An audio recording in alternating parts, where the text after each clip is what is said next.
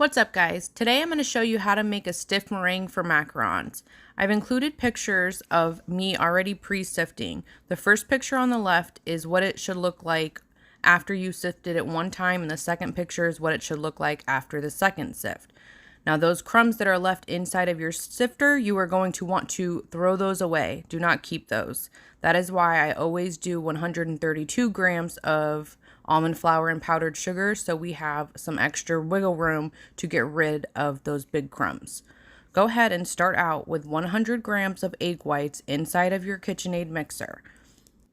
We are going to put that on speed 4 for 1 minute. And then after 1 minute, you're going to want to add 2 dashes of cream of tartar. I don't measure it, I just splash it inside of the bowl. I also want you guys to keep in mind that every KitchenAid is different. I have a glass bowl because I like the way the whisk reaches all the way down to the bottom of my bowl. I can never use my giant bakery red KitchenAid. I believe it's the 5-quart or the 10-quart. I can't ever use that for macarons unless it's a huge batch because the egg whites just do not get stiff enough. So you're definitely going to want to use a glass bowl or make sure your whisk is actually touching the bottom of your bowl. And if it's not, then use a hand mixer, or they sell really cheap Hamilton Beach electric mixers that are really good for macarons that I have as well.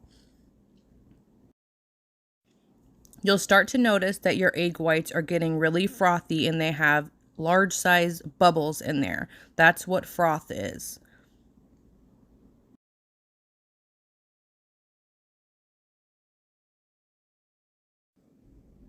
At this point, your egg whites are still going to be really watery and they're going to be yellow in color, but you'll notice the bubbles are getting smaller and smaller. This is when you're going to want to add your cream of tartar.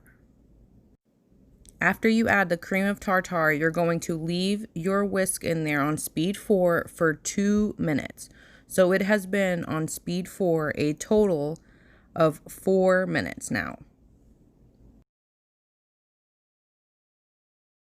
Just a play-by-play, we left it on speed 4 for 1 minute, and then we added our 2 dashes of cream of tartar, and then we're going to leave it on speed 4 for 3 more minutes. After that 3 minutes is up, your whisk lines inside of your meringue should be leaving little indentation marks. So you should be able to see little lines that are following your whisk. If you look closely in my meringue, you will see that. That is when you're going to want to add in your 90 grams of sugar. I use just regular sugar that you would put into coffee. It doesn't have to be caster sugar because sometimes I know that's really hard to find. So go ahead and add that in 3 or 4 parts. Don't add it all at once because if you do, it will deflate your egg whites and you do not want that to happen. So what I do is I add it in 1 part and then I count for 10 seconds. And then I add a second part, count for 10 seconds, third part, count for 10 seconds, fourth part.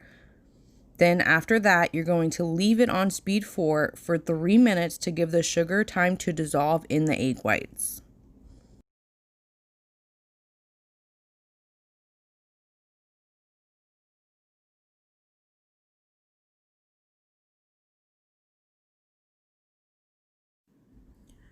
Your egg whites should start looking really glossy and shiny, and you'll notice it's a little bit thicker. This is when we're going to crank it up to speed 6 for a full 5 minutes.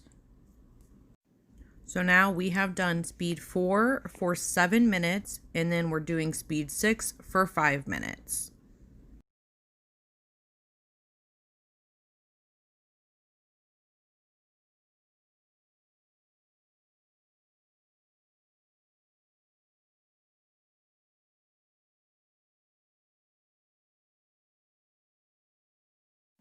So your egg whites should be fluffier and thicker at this point. After the 5 minutes on speed 6, go ahead and add your color if you would like to add a color. We're going to crank it up to speed 8 for 3 minutes. I chose not to add a color because I'm going to split my meringue up in multiple colors.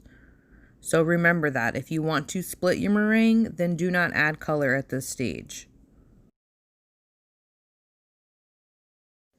If you would like to flavor your shells, 2 minutes into the 3-minute timer on speed 8, add a half teaspoon of an extract if it is a watery extract, but if it is amaretti flavors that are like a paste and thicker, you can add a teaspoon to a teaspoon and a half. Just remember that you have to let that mix in for at least 30 seconds. You'll notice here that my meringue is getting very thick. That is what you want to see after all the times that I have told you. Your meringue should start balling up in your whisk like this.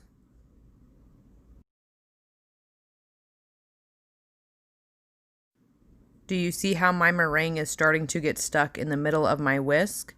This is when we are going to stop after the 3 minutes is up. On speed 8, we're going to take the whisk out. I'm going to spin it around my bowl just to make sure that the bottom is just as thick. And it should be at this point.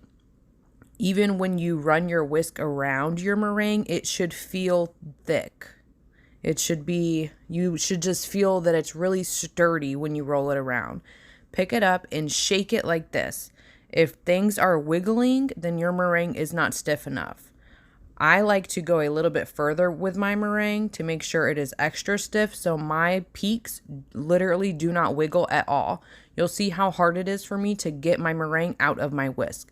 This is a stiff meringue. I will also post this down in the description box below, but so we did a total of speed 4 for 7 minutes, speed 6 for 5 minutes, and speed 8 for 3 minutes. It should take you about 15 minutes to get a stiff meringue like this. I hope you guys enjoyed this video, and it's really not hard to get a stiff meringue. Anybody can do it if you guys just follow this video and these tips, and I believe in you guys. Go out there and make some macarons.